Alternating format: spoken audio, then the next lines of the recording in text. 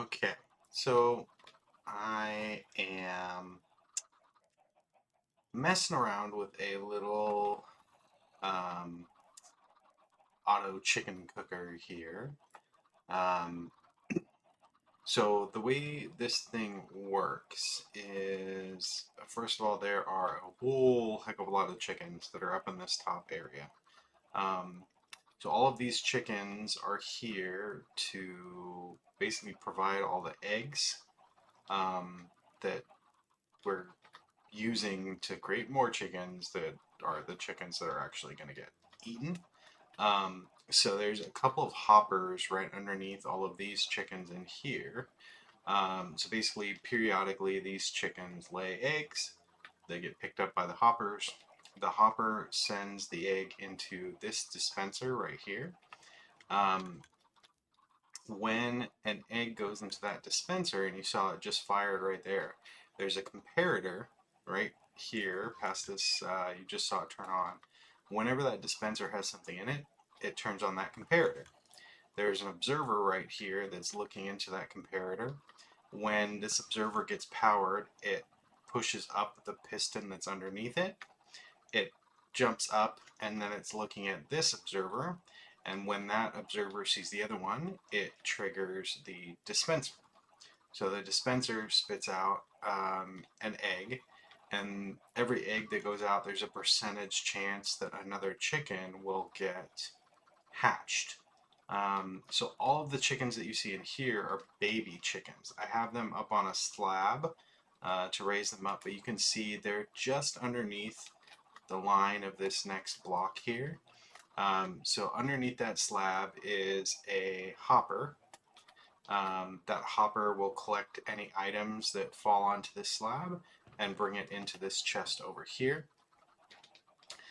So that is the actual like hatching mechanism. You can see it happening every once in a while. Whenever an egg drops in, this thing raises up, it spits out the egg through the dispenser, and there's a percentage chance that another chicken will be hatched.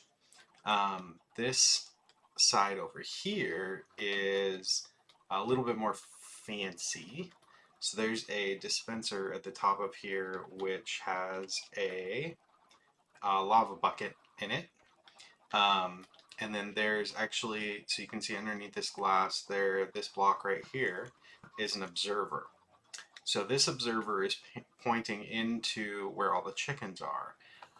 In Java Edition, the observer will actually be able to detect when one of those chickens grows up. And so you saw one grew up right there, and this did not fire. Okay. Well, never mind. This isn't going to work. All right, I'm going to do something a little bit differently. All right, so what we're going to do, since that dispenser idea didn't work, I think what we can do instead is set up just a simple redstone clock that will fire this dispenser up here periodically. Um, and I think that's what we're going to do instead. I think that's what we're going to do instead. So I'm going to pause the recording, and then I'm going to make a couple of little changes here, and then we're going to see this thing in action.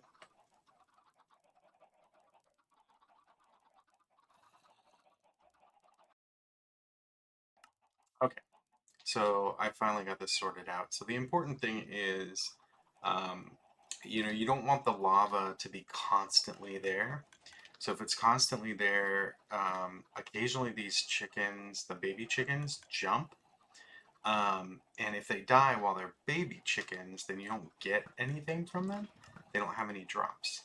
So occasionally, like when that dispenser is shooting out an egg, it hits one of the chickens that are here.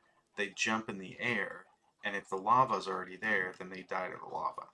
So what you want to do is for that lava, you want it to be dispensed like fairly quickly, and then for it to be picked up again really quickly. So what I did was I set up a couple of things.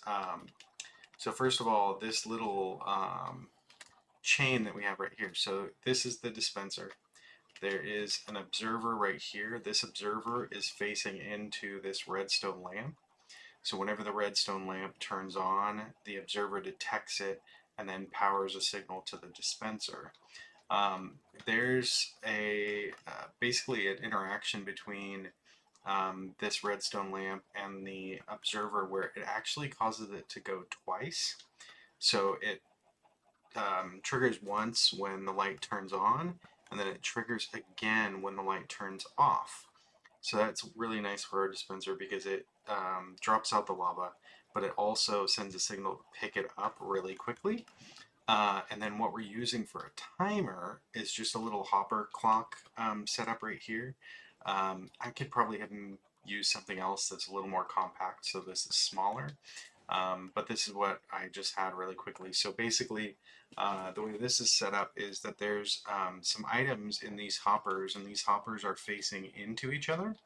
So the redstone block, when it's over one of these hoppers or next to it, it locks the hopper so that it only picks up items, but it doesn't send them back, basically. So when all of the items move over into one of these hoppers, it actually sends a signal to these through these comparators and this redstone dust to turn on. Actually, this piston is turned on right now, but you're going to see it switch over. Yeah, there we go. So whenever these hoppers transfer items over, it causes those pistons to move back and forth, and the redstone block moves back and forth. So we have redstone dust coming out of this block. So half the time this is lit up, and then half the time it's not. And then we have an observer right here that's looking at this redstone dust and sending a signal when it changes from on to off or off to on. So again, that powers this lamp, which powers this observer actually twice, which triggers the dispenser twice, one to drop and one to pick up. So all of that is in place just to put a timer mechanism to make sure that the lava is only out there for like half a second every 30 or so seconds. So when one of these chickens grows up, finally, every 30 seconds or so, the lava drops out, it kills the chicken, and then it picks up the lava really quickly so no other chickens die, and then their drops come down underneath here. So we're going to see, you can see that just triggered to see the eggs going, so you can see it all in action right now. I don't know if we'll get lucky enough to see one of these chickens grow while we're actually watching. But you can see like that egg that just fired, it hit one of those chickens and the chicken jumped in the air. So if the lava had been there, yeah, it just happened again. So if the lava had been there the whole time, that chicken would have died, and then we would have lost one of the chickens that we would otherwise get to grow all the way, and then we'd eventually be getting some cooked chicken under there. So this farm is like, it runs in the background.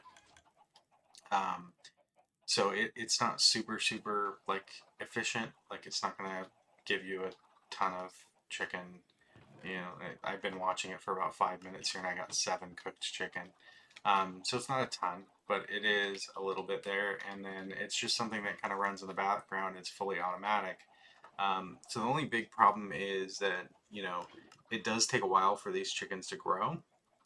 And when there's a lot of them in here, like right now, and that egg gets spit out, this chicken jumps up, and there's a chance that it jumps up at just the wrong time and it dies, and then you lose that chicken. It never grows up, and then you never get its food. But that is the automatic chicken farm that I just put together here. Like I said, it's probably way bigger than it needs to be. You really don't need 2 squares of chickens to be giving the eggs out. But the more chickens you have in here, the more chickens that you eventually get down here, and then the more chicken you get from the output. This part probably doesn't need to be there either. I only do it like this because like there's other ways to just make that dispenser down there for the eggs constantly shooting, but it's super noisy and I don't like it. So I built this out so that it only triggers when it actually has an egg in there, and then the timing mechanism could be way different. I mean, you can even leave the lava in there. It just means, like I said, you're going to end up losing chickens when they just die because they got hit by an egg and jumped. So I built it, and then like the timer mechanism, I'm sure it can be shorter too. was really hoping we get to see this actually work, but I don't think we're gonna. So I'm gonna go ahead and end the recording there. And chicken.